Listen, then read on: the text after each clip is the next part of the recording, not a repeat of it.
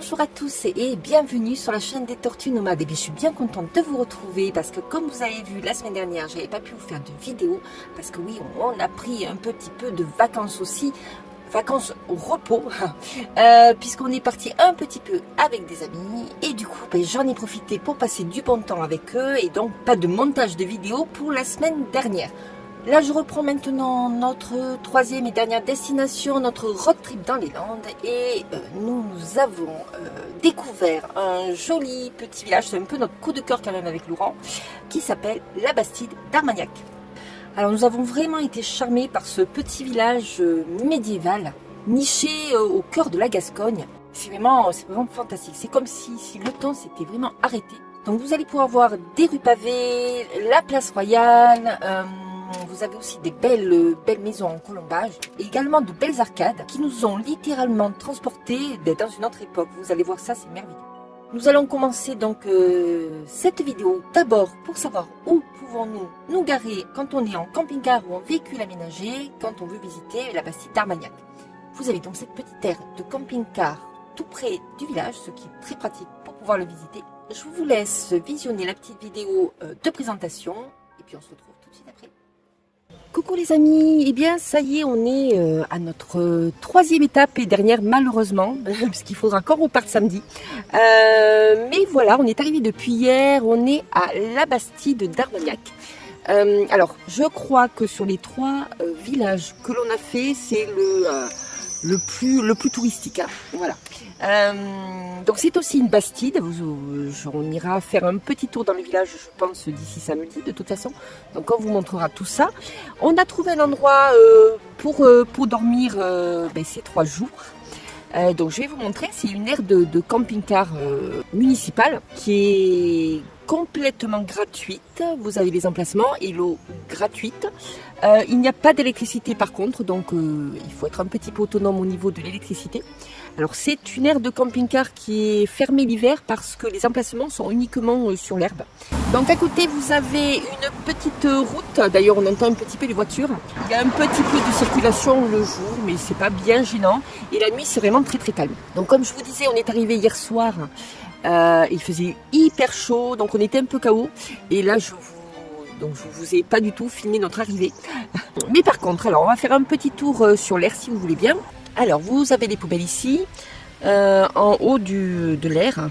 Bon, elles sont bien pleines, hein, donc je pense qu'il y a eu beaucoup de monde. Alors, je ne sais pas quand est-ce qu'ils vont venir les vider, mais elles sont bien remplies. Alors, en ce qui concerne l'aire, comme je vous le disais, donc tous les emplacements sont sur l'herbe. Voilà, alors il n'y a pas vraiment de place délimitée, donc les gens se mettent un petit peu comme ils ont envie. Nous, comme vous pouvez voir, on est là-bas. Je vais faire un petit zoom. Voilà. Alors, je pense que on va par contre ne pas rester là pour ce soir. On va se mettre un peu plus haut parce qu'ils annoncent des orages pour ce soir et on ne veut pas prendre de risques vu qu'on est à côté des arbres. Et puis, il y a une petite rivière en contrebas que je vous montrerai tout à l'heure. Voilà, donc je pense qu'on va remonter un petit peu sur le terrain. Voilà. Alors ici, c'est l'endroit où on fait les services. Vous pouvez donc vous servir de l'eau et vider vos toilettes et vos eaux grises, voilà. Et pour une fois, donc l'aire de service est pas mal positionné, ce qui n'est pas toujours le cas. Hein. Il y a des fois, c'est pas forcément évident de faire son plein d'eau et puis sa vidange. Les accès sont parfois un peu difficiles. Alors ici, vous pouvez rester que 72 heures par contre. Ça nous permet quand même en 3 jours de visiter le village sans problème. Hein. Surtout que le village est tout à côté. Donc c'est plutôt sympa parce que vous pouvez tout faire à pied. Et vous avez des petits commerces à proximité. Alors voilà le petit cours d'eau qui passe à côté de l'aire. Alors je crois que ça s'appelle la 12. Voilà. Donc c'est plutôt sympa. Bon, l'eau n'est pas très limpide, hein, comme vous pouvez le voir.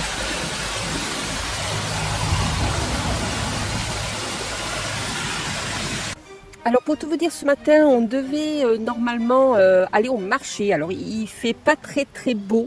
On a quelques pluies qui nous arrivent de temps en temps, c'est un peu instable. Donc on va quand même essayer d'y aller, puisque de toute manière il faut qu'on achète un petit peu de pain pour midi.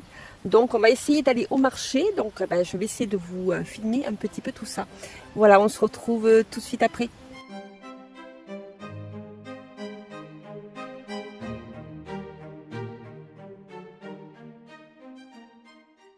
Alors comme vous avez pu le constater, on était très bien installés. Et puis ce qui était pas mal aussi sur cette terre de camping-car, c'est que ça faisait un petit peu camping. C'est vrai qu'on n'était pas sur un parking, tous à la queue leu. On était vraiment, on pouvait se mettre un petit peu où on voulait. Et ça c'est plutôt sympa aussi. Voilà, donc on a passé un agréable séjour sur cette terre de camping-car. Chose promise, chose due, je vous amène visiter ce merveilleux petit village. Vous allez voir, il y a quand même un côté romanesque. Le plus important dans le village, c'est cette fameuse place royale qui est vraiment magnifique. Elle a été créée donc au XIIIe siècle. Et cette place centrale a toujours été le cœur battant du village, puisqu'il y avait des marchés, des foires. Et puis on a l'impression d'y être. Quand on est au milieu de la place, on se dit ça y est, les chevaux et les carrosses sont arrivés. Henri IV est aussi lié à ce village, puisqu'il aurait été de passage pour aller voir un ami qui avait une maison justement sur cette place royale, et c'est en voyant cette place royale qu'il a décidé plus tard de créer la place des Vosges à Paris. Je vous laisse regarder notre petite promenade dans le village et vous allez être émerveillés, j'en suis sûre.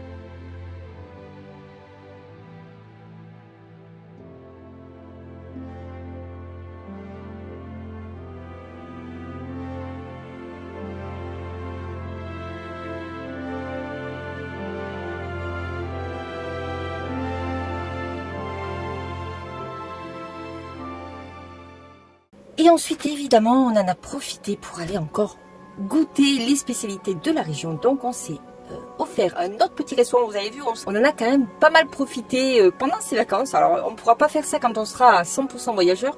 Mais pour moi, comme c'est nos vacances, on en profite aussi un petit peu. Et on est donc allé dans un petit restaurant qui se trouve sur la place Royale. Bon, déjà, on a le cadre qui est quand même déjà sublime et qui en vaut la peine. Et nous avons dégusté des plats du terroir dans ce restaurant que je vous conseille bien évidemment parce que au niveau qualité-prix, il n'y a rien à voir. C'est le top des 3 restaurants que nous avons fait. Donc ce restaurant, ça s'appelle Au Bastignac. Je vous mettrai peut-être le lien dans la description au cas où, si vous passez par là et que vous souhaitez aller manger de bons produits du terroir. Donc nous avons mangé du foie gras, du jambon de pays et nous avons également mangé moi une délicieuse côte de veau comme je n'avais pas mangé depuis des lustres, et Laurent avait pris des riz de veau. C'était très copieux, trop copieux pour vous dire. Laurent n'a même pas fini son assiette, donc c'était vraiment très copieux. Avec une entrée et un dessert, ça nous aurait amplement suffi. Mais bon, voilà, on a quand même très bien mangé. Et puis moi j'ai fini par une belle salade de fruits de saison, c'était plutôt pas mal. Voilà. Donc ce restaurant est ouvert tous les midis. Par contre, je vous conseille peut-être de réserver surtout l'été, parce que je pense qu'il y a quand même un petit peu de monde. Mais l'accueil est parfait. A priori, on a compris que c'était très familial puisque c'est la maman et la fille qui tenaient ce restaurant. Et je crois qu'au fourneau, c'est papa. Je voudrais pas dire de bêtises, mais je crois que c'est quelque chose comme ça. Donc c'est vraiment un fabuleux petit restaurant que je vous conseille vivement si vous venez à la Bastille d'Armagnac.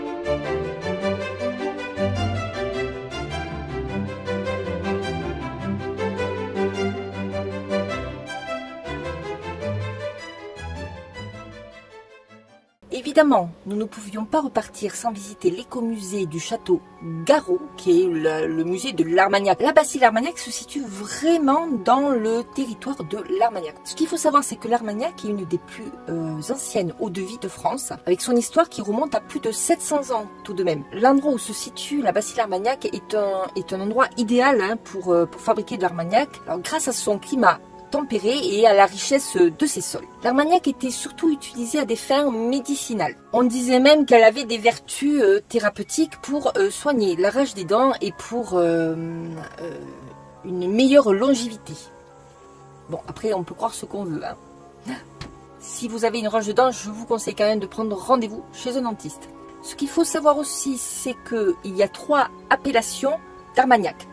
Vous avez le Bas-Armagnac, le Haut-Armagnac et le Ténarèze. Le Bas-Armagnac, c'est là où se trouve la Bastille d'Armagnac. C'est là où peut-être l'Armagnac est réputé pour un peu plus de finesse et d'élégance. Alors, l'Armagnac est distillé à l'aide d'un alambic. Hein, et contrairement au cognac, l'Armagnac est distillé qu'une fois, alors que le cognac est distillé 2 fois. La conservation va ensuite se faire dans un fût de chêne et le vieillissement peut durer plusieurs années, voire plusieurs décennies. Alors il faut savoir que l'Armagnac est distribué dans plusieurs pays dans le monde, hein, et puis l'Armagnac vieillit quand même parfaitement, donc c'est intéressant aussi. Donc je vous propose de visiter, grâce à la vidéo que j'ai filmée, l'écomusée de l'Armagnac. Après notre visite, Laurent s'est fait un petit plaisir. Il a acheté une petite bouteille d'Armagnac de 16 ans d'âge.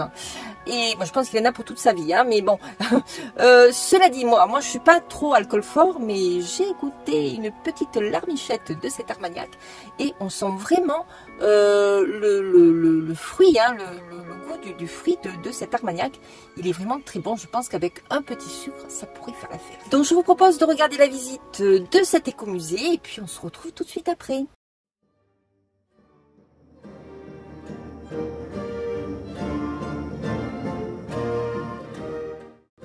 Donc au départ, le château appartenait à un prince russe et puis la famille Garot a acheté le domaine en 1919. Et puis ses enfants ont récupéré le domaine. Le vignoble s'étend aujourd'hui sur 27 hectares qui épouse harmonieusement les coteaux. Nous avons donc rencontré la propriétaire des lieux qui fait donc partie de la 4e génération. Donc au musée, vous avez aussi une boutique gourmande où ils vendent quelques produits régionaux, mais également forcément de l'Armagnac, du phoque de Gascogne, du vin, enfin un petit peu de tout finalement, tout ce que vous pouvez trouver dans la région.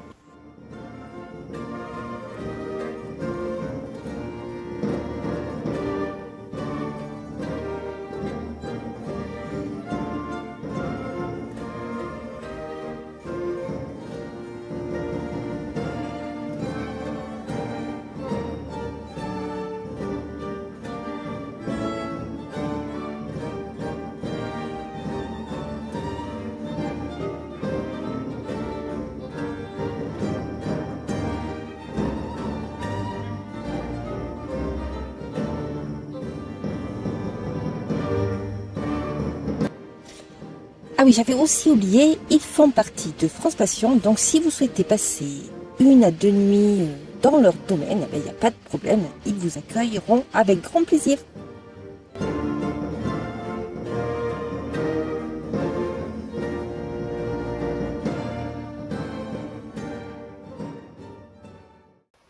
Vous pourrez également faire un petit tour dans le vignoble, ce qui n'est pas négligeable non plus. Nous, on n'a pas pu le faire parce que je pense que c'était trop grand pour nous et je pense pas qu'en quad on ait eu l'autorisation de pouvoir le faire. Donc, on a vu le paysage de loin, mais c'est vrai que si vous avez de bonnes jambes, vous pouvez faire le tour du vignoble. Il y a un petit étang, je crois, tout près des vignes, hein, donc je pense que la promenade est plutôt agréable. Donc voilà pour la visite de ce petit écomusée de l'Armagnac. Qu'est-ce que je pourrais vous dire d'autre? Donc vous avez un office du tourisme dans le village, donc là vous pouvez avoir plein de renseignements. Vous avez également une petite boulangerie. Alors il n'y a pas beaucoup de commerce dans le village même, hein, à part des restaurants et des producteurs d'Armagnac. Je ne sais pas s'il y a une épicerie, mais il y a une boulangerie, ça c'est sûr. Il y a un petit marché tous les jeudis ou vendredis, je ne sais plus, voilà, mais qui peut faire l'affaire pour vous acheter à manger. Et ensuite vous avez un tout petit supermarché pas loin de la Bastide d'Armagnac. Alors si vous avez des vélos, vous pouvez prendre vos vélos, sinon il faudrait y aller avec votre véhicule, c'est vrai que c'est un peu contraignant. Sinon vous faites le plein avant de vous installer et puis vous avez de quoi manger pendant 3 jours. Pour ceux qui aiment faire des randonnées, vous avez plein de petites randonnées autour du village également, donc là je vous conseille d'aller voir l'office du tourisme pour vous renseigner de ce côté là. Maintenant, je vais faire un petit bilan sur notre road trip dans les Landes. On a fait donc Castingues et on a fait Montfort-en-Chalosse. Et pour notre dernière destination, on a fait donc la Bastide d'Armagnac. Donc nous avons fait 3 villages en 10 jours. Et ce circuit nous a fait 114 km. Sur 10 jours, voilà, ça ne nous a pas fait énormément de route, mais en même temps, on a un petit peu vu le sud des Landes, puisqu'on n'a pas vraiment fait le nord, hein. On est resté plutôt dans le sud des Landes et on n'a pas fait non plus toute la côte landaise, qui est aussi très très belle. Ça sera peut-être pour une prochaine fois, mais on ira plutôt en arrière-saison, je pense, parce que la côte landaise en plein été, ça va être quand même assez bondé. Et bon, maintenant vous commencez à nous connaître, on n'aime pas trop le monde. Donc ça sera peut-être pour une prochaine fois. Donc ce petit bilan de ce road trip dans les Landes, nous avons beaucoup apprécié, effectivement. On connaissait très peu les Landes, aussi bien Laurent que moi. Bon, moi j'ai été un petit peu dans les Landes étant jeune, puisque j'ai fait les fêtes Souston, Dax, entre autres. Donc je connaissais, mais au niveau des fêtes, voilà, je connaissais pas du tout l'arrière-pays des Landes. Puis j'avais passé quelques jours également à Mont-de-Marsan, toujours quand j'étais un peu plus jeune. Donc on connaissait pas bien les Landes quand même malgré tout, et on a trouvé ça vraiment magnifique. On était dans un cadre vraiment naturel. Voilà, c'est un voyage très reposant, très ressourçant, on va dire aussi. Cela nous a permis également de goûter à la gastronomie landaise, ce qui n'est pas rien, hein, puisque c'est quand même assez riche et varié. Alors comme produits régionaux, nous avons acheté du vin de Tursan, nous avons acheté du foie gras, nous avons acheté du floc de Gascogne. Laurent s'est fait plaisir avec une petite bouteille d'Armagnac, et nous avons acheté le pastis landais, qui est une sorte de brioche en fait qu'on trouve dans beaucoup de boulangeries et qui est vraiment très bonne. Je crois que le pastis date du 19e siècle et les Landais le préparaient lors de fêtes comme les mariages, les baptêmes, etc. Alors si vous voulez partir dans les Landes l'été et que vous supportez mal la chaleur, alors je vous conseille pas forcément notre petit circuit touristique. Nous on a eu de la chance d'avoir un temps, on va dire, mitigé, qui nous a permis de visiter tous ces 3 petits villages sans gros problème, parce qu'on a eu des périodes de pluie, des périodes de nuit un petit peu fraîches et puis des journées un petit peu chaudes aussi. Mais entre tout, ça nous a permis, comme c'était très varié, ça nous a permis quand même de visiter sans problème. Si il fait chaud, comme cette semaine où il y a la canicule presque dans toute la France, honnêtement, je ne vous conseille pas ces 3 petits villages, parce qu'il n'y a pas de plan d'eau pour pouvoir vous baigner. C'est un peu l'inconvénient de ces coins-là. C'est-à-dire quand il fait très très chaud, à mon avis, ben, les visites sont quand même beaucoup plus compliquées. Donc je vous conseille, si vous voulez faire ce petit circuit touristique, de partir plutôt en arrière-saison, quand il fait un peu plus frais, ou bien alors à ce moment-là, vous allez dans d'autres endroits dans les Landes, comme ben, sur la côte landaise, évidemment, vous allez trouver des plages où vous allez pouvoir vous baigner. Et puis aussi, il y a pas mal de petits étangs dans les Landes, donc vous allez pouvoir également vous rafraîchir un petit peu. Alors ensuite, au niveau du budget, combien nous a coûté ce petit road trip de 10 jours dans les Landes? Alors, on s'est un peu lâché, j'avoue, au niveau des restaurants, parce que on était en vacances, comme je vous disais, et on avait envie d'en profiter. Donc oui, ça nous a fait un petit budget restaurant un peu conséquent. Maintenant, je vais vous donner ce que ça nous a coûté. Après, si vous faites le même circuit, ça vous coûtera peut-être pas la même chose, parce que tout va dépendre. Nous, on a privilégié les restaurants plutôt que les emplacements payants. Maintenant, faites comme vous voulez, hein, et puis si vous avez la chance de pouvoir faire les deux, après tout, pourquoi pas.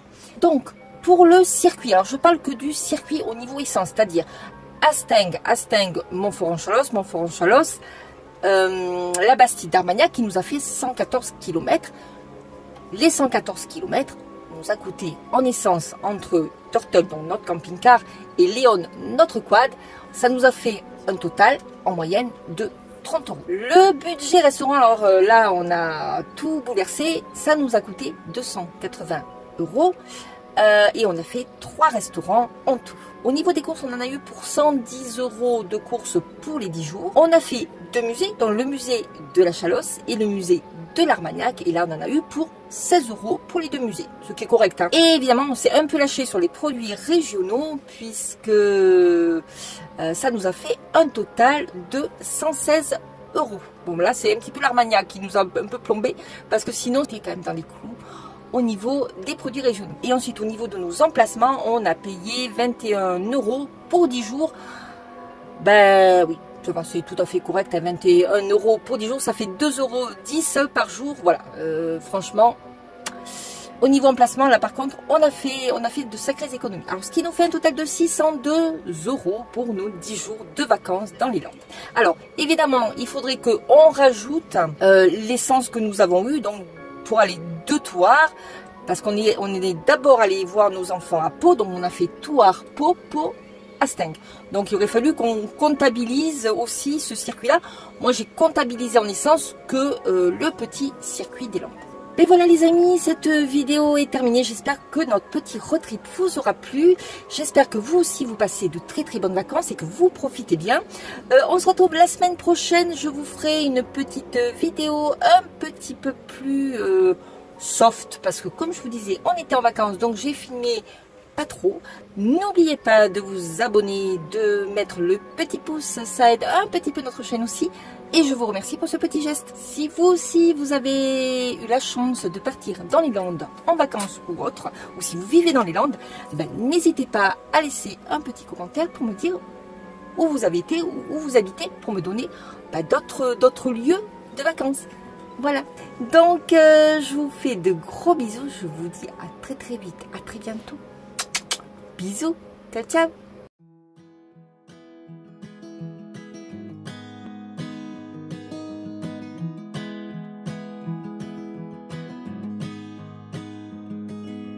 I'll be right behind you, Josephine.